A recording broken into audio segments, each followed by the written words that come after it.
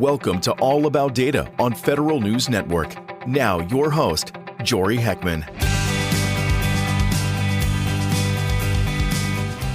Thanks for joining me this week on All About Data, a conversation with chief data officers and the people who are making data work better in government. On today's episode, the General Services Administration is on a mission to downsize the federal government's office space footprint after taking a closer look at its real estate inventory. Here to talk about it is Elliot Dooms, the now former commissioner of the Public Building Service. This interview was recorded on January 13th when Dooms was still in office.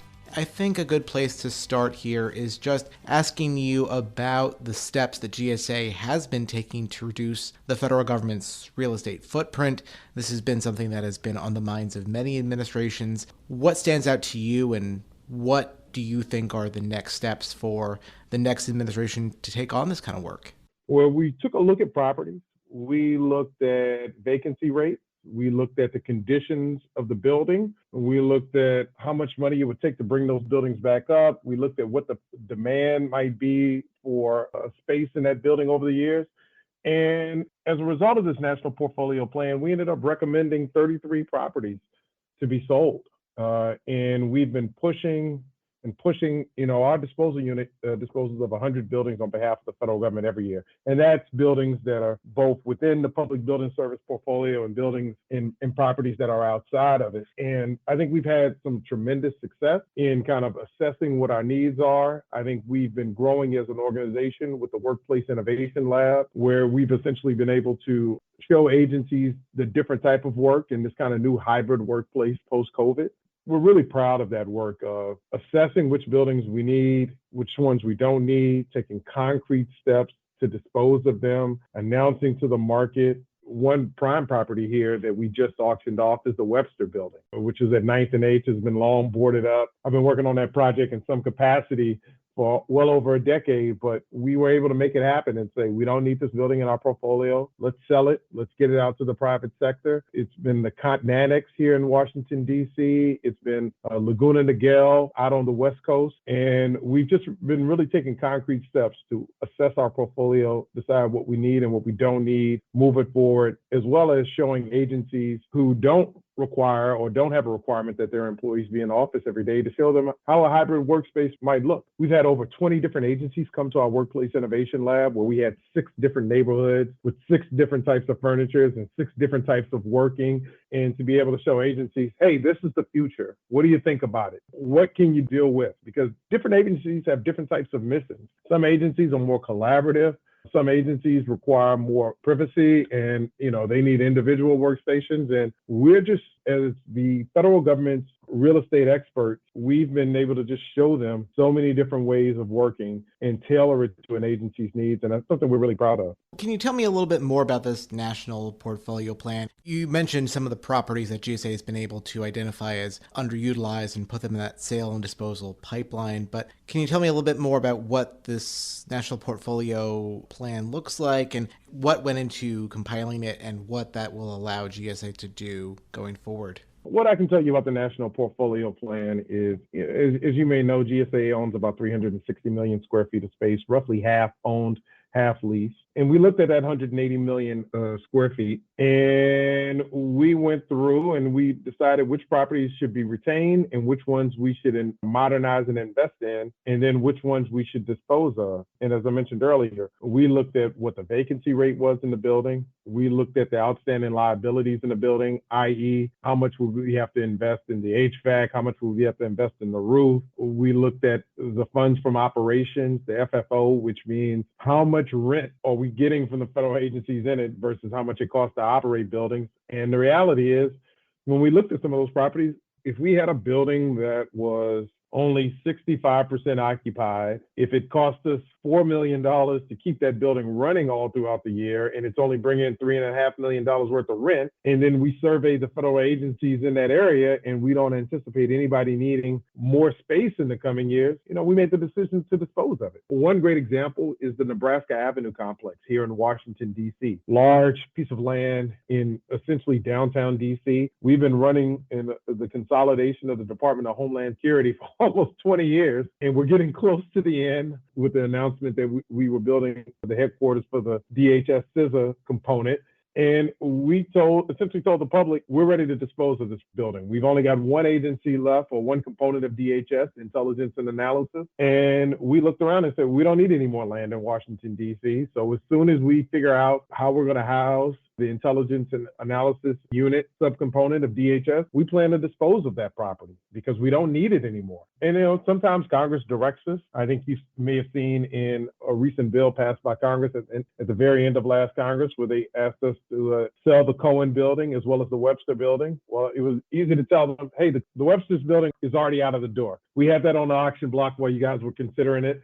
Congress still chose to pass it, but we're going to be able to comply with that. And after we move the last component out of the Cohen building, there's every expectation that GSA is going to follow the law and dispose of that building. So this NPP involved looking at the entire portfolio across the nation and looking for opportunities. And we came up with 35 of them. We're proud of it because that's GSA operating like a business, figuring out what we need and what we don't need and disposing of it. And ultimately, you have to understand that the fundamental concept is if the federal government acquires a piece of property, i.e. the American taxpayer, we at GSA feel like we have the responsibility to get maximum value for that piece of property. And then that's our goal. And by communicating as early as possible, we can work with local governments and they can begin to zone or entitle the property or to look at it, because ultimately that determines what the value of a piece of property is. But once it leaves our inventory, it's the local government that decides whether you can build a dog park there or a 400-unit apartment building or 37 single-family homes. So the earlier we can communicate to a local government that we plan to dispose of a property, the more value we can generate for the American taxpayer, because we take that uncertainty out of it, and with the hope that that's going to drive the bidding up. You mentioned the backlog of maintenance that GSA has for its owned building portfolio as one of the variables that you're looking at here. GSA and PBS hasn't gotten everything it's wanted from Congress on that front. It looked for a $425 million optimization fund to kind of fast track some of the sale and disposal work. To date, I haven't seen that materialize. Can you just explain a little bit more of the case that GSA has made to lawmakers about that optimization fund, what it would potentially be able to do with that money, and I guess conversely, what it wouldn't be able to do without that money? I'm still hopeful as Congress finishes up the fiscal year 25 budget that they will take that Biden administration suggestion of creating this optimization fund. And I'll give you an example about something I just talked about. With that optimization fund, I think the basic concept is we're going to have to spend money in order to save money. So I talked about the INA building, which is currently on the Nebraska Avenue complex. If I had, let's say, $300 million out of that optimization fund, I could build the INA a new headquarters on St. Elizabeth, complete the consolidation of DHS, and then turn around and sell that property. And, the hope is, depending on how the local government zone the property, that we might be able to generate this $300 million just from selling that piece of property. It's valuable property in downtown Washington, D.C. I think one of the other properties we were looking at was a building in Chicago where the Railroad Retirement Board is currently situated. We'd like to fold them into the Metcalf building in downtown Chicago. And that's an agency that you still have to pay for furniture, fixtures, and equipment and the actual physical move. And with that optimization fund, we were looking to spend money on the move costs, the furniture costs, the fixtures and the equipment, and move people out of buildings that are falling apart or are not in the best condition and move them into other buildings and invest in those buildings. And we had high hopes of doing that all across the nation. Unfortunately, Congress didn't finish the FY25 budget, so they weren't able to take up the Biden administration's recommendation there. But we had lined up projects all across the nation where we wanted to move people out of buildings, which requires money, and put them in other buildings where they could fit, and then turn around and dispose of those properties. What we have seen play out is a gradual easing up of telework, and that there's been a greater expectation of federal employees coming back to office buildings. Do you get the sense that federal buildings, the federal portfolio, is ready for more federal employees to be working in these spaces?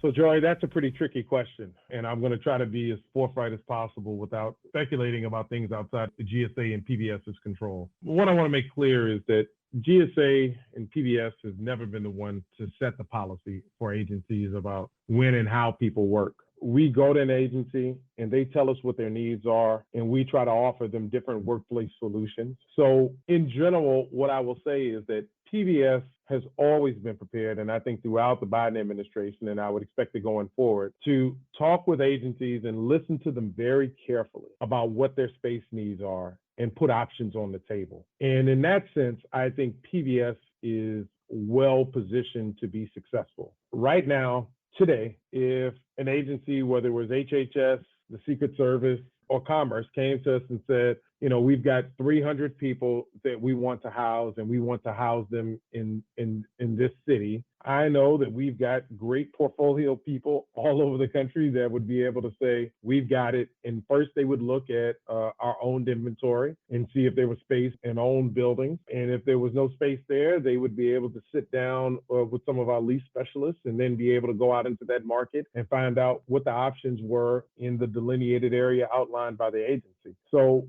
there's a certain readiness with PBS that I'm really proud of that we've maintained over this administration, where we are prepared to serve as agencies tell us what their mission are.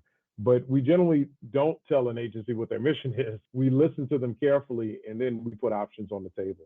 You've been talking about how GSA has been able to offload properties it doesn't need pretty successfully on its own, and that those efforts have been accelerating. But I did want to ask you about one component that is a relatively new player here, the Public Buildings Reform Board under the FASTA legislation. They've been around for about 6 years or so, giving recommendations to GSA about underutilized space, and they've been slugging away at these lists of recommendations.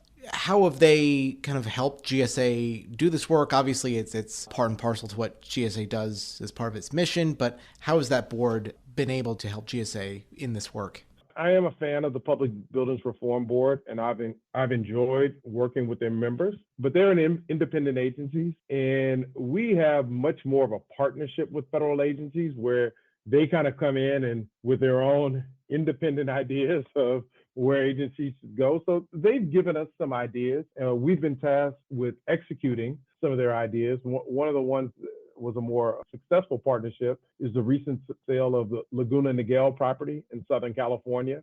The board came up with that recommendation. We went out and we executed. There are several other instances of that around the country with their first round of recommendations. And we've worked collaboratively with them on their ideas where, they essentially, sometimes they look at the properties that we've already proposed to do, like the 35 properties I talked about earlier that we came up with a national portfolio plan. And they have different rules and processes they have to follow, whereas we've kind of got a pretty tight statutory kind of a list of preferred actors that we sell through that are different from there. So I think we've worked well with them. There's always room for improvement, but there's some really smart, dynamic members of the Public Buildings Reform Board that have laid down some great ideas. And like I say, they work a little bit differently. Our agency works with, the Department of Homeland Security every single day. I'm absolutely sure that there's somebody from PBS that's talking to somebody from DHS every single day. And I think because of that relationship, we see it much more of a partnership, whereas I think Public Buildings Reform Board has a different mission, and we do our best to kind of bridge the gap and work collaboratively with them. Shifting gears here slightly, I've heard you say in the not so distant past that GSA, of course, sends over prospectuses for major building projects that are in the works. They send them over to the relevant committees, and that they kind of give their stamp of approval, more or less. And yeah, I've heard you say that some lawmakers have been a little more vocal on some of those prospectuses because of what we've been talking about, that they've had pointed questions about the utilization of the space that these agencies already have. They've asked about things like return to work. I mean, how has that relationship with lawmakers more broadly been going? And generally speaking, are these prospectuses going forward? What I'll say is that generally we enjoy a good relationship with our authorizing committees, both the House Transportation and Infrastructure Committee as well as the Senate EPW Committee. I've appeared and testified before them several times, and I would characterize those as positive interactions, and they are doing their job in terms of questioning and asking hard questions. You may know, Jory, that the prospectus process is pretty elongated. It can take several years from concept of an idea to getting a prospectus up to Capitol Hill. And then sometimes by the time it reaches the Capitol Hill, I think they rightly ask the question, is everything in this document still current? And sometimes the answer to that is yes. And sometimes the facts on the ground have changed. They ask questions, we answer them because that is their role. And I think everybody has played their role well, and that we have a good working relationship with our oversight committees and subcommittees. And I would expect that to continue. And Congress should ask questions and we should be able to answer them. And I think we've more or less done that. Yeah, you gave a great example about the Department of Homeland Security being a pretty forthcoming partner when it comes to offering up spaces like the Nebraska Avenue complex, properties that they don't need anymore and would like to offload. Lawmakers have been a little concerned about agencies not being as forthcoming about this. Do you get the general sense that agencies are cooperating with GSA when it comes to right-sizing the federal portfolio, that they are being kind of good faith partners in this effort? Generally, agencies are, but there's a spectrum. Some agencies have done a better job at reducing their footprint and taking a hard look at what they want versus what they need. And I think other agencies are still improving upon that. And our goal is to provide the right solution for the right agency. There are some agencies that their work is not really conducive to telework. They have to be there every single day. Think law enforcement or providing medical care. Their space isn't necessarily getting smaller. In some aspects, their mission is expanding. And then there's some agencies that they need less space because they have figured out how to be effective. And we're not here to judge that. We're here to be partners and ask them what they need and show them the most efficient way to provide that on behalf of the American taxpayer. And I wanted to get some additional context here because this question of underutilized federal buildings has become more poignant in recent years. But I think I've heard from a lot of folks in this space who have said that this question of underutilized space well predates 2020. Can you just tell me a little bit more about, as you understand the issue, how persistent an issue this has been, this idea of underutilized space in the federal portfolio? So, Jory, I will rely on my work history here, and I can give you, I think, some really broad context. Before I came to GSA, I worked on Capitol Hill for many, many years on some of the oversight committees. And I can say, honestly, the shrink and reduce the real estate footprint effort really started in earnest under the Obama administration when they came out with a memo in 2012 to say, hey, let's get a hold of this situation. And I will give props to the Trump administration for kind of continuing their efforts. Earlier, you mentioned about how GSA has consistently shrunk its footprint for the 10 years because we've been leaders. I think 10 years ago, Federal Acquisition Service, the other major component of GSA, was housed in Northern Virginia. There was the National Capital Region office building at 7th and D Southwest, and then 1800 F Street. All of that has been collapsed into 1800 F Street. So that's how long this effort has been going, and it spanned multiple administrations, both Republican and Democratic. So I think there's been a concerted effort in a bipartisan way over the last 13 years to reduce the footprint, and it's only been accelerating. And I think the only thing that's really hampered us is, once again, I'll say this, you got to spend money in order to save money. Whenever you move someone out of a building, you have to actually physically pay the movers. You have to, sometimes it's more efficient to, sometimes you have to buy new furniture. Sometimes you have to buy new fixtures. And I think the lack of funding over the federal building fund over the last decade has been one of the major impairments, which is why we had a legislative fix in our fiscal year 25 budget to kind of give us more permanent access to the income generated by the federal buildings fund so we could have that steady stream of income, and why we asked for an optimization fund in fiscal year 25 so we can get a pot of money and start moving the pieces on the chessboard in order to further shrink the footprint. Now, what I will tell you, and I may have the team follow up with the numbers, over the last 15 years, GSA has cut its space, even with the not getting steady funding for the federal buildings fund. Even though that the population of America, I'm sure, has grown in the last 15 years, we've gotten smaller, and I think we could do more. And that's part of the reason that we kind of spearheaded the National Portfolio Plan to accelerate and identify these opportunities and move move forward. And it's just something we're really proud of. This agency, and I say this agency, the Public Building Service of GSA has continuously adapted over the last 10 years to meet the ever-changing needs of the federal government. And I'll say the COVID pandemic accelerated those efforts and helped us identify new opportunities, especially when some agencies realized that they could telework. And we've been there as partners to help agencies move forward and reduce their footprint. And since you brought it up, I just did want to get your thoughts on the St. Elizabeth's campus for DHS. That consolidated campus has been in the works for about a decade or so now. Is there a clear timeline of completion on that? I know you said this is the next component to move in, but what's the timeline look like from here? I believe we requested money in our FY25 budget that we're still hopefully Congress could deliver that might allow us to do both the INA building and I think ICE are the last two component agencies that would need to go to St. Elizabeth. So I have to say it's TBD. And I guess I'd also say, Jory, the first design dollars for St. Elizabeth actually came, I believe, in fiscal year 2004. So that project has been going on for 20 years. From fiscal year 16, it went 6 years with no funding until they got some funding in fiscal year 23. Then we also used some funding from the Inflation Reduction Act to move the CISA headquarters forward. So we've been cobbling together the funds that Congress has provided us to move that project forward. And it is and as I told you earlier, we've got the Nebraska Avenue complex, which is nominally the headquarters of DHS, even though we managed to move the Secretary of Homeland Security over a few years ago to the new center building. We want to sell it because we're hoping we can get that done in the next few years. And I am hopeful that Congress will take up GSA's request to get the last bit of funding for the INA building as well as ICE so we can finish St. Elizabeth. Commissioner Dooms, that's all that we have time for here. Is there anything you'd like to say in closing before we wrap things up?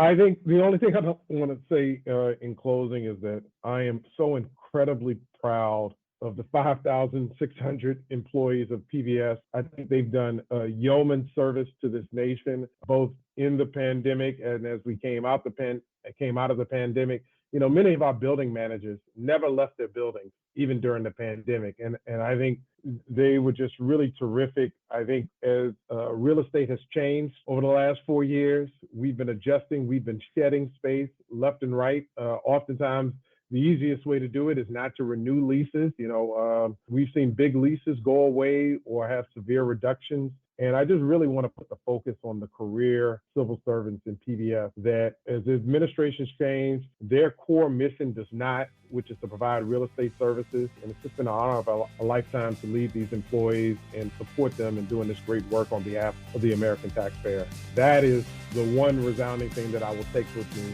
during my term as a public building commissioner. That was Elliot Dooms, the now former commissioner of the Public Building Service. This interview was recorded on January 13th, when Dooms was still in office. You can find more data coverage on federalnewsnetwork.com. I'm Jory Heckman, and thanks for listening to this episode of All About Data. Thanks for listening to All About Data on Federal News Radio, part of Federal News Network. You can listen to this episode and past episodes anytime in your favorite podcast app. Search for All About Data on Podcast One, Apple Podcasts, or wherever you get your shows.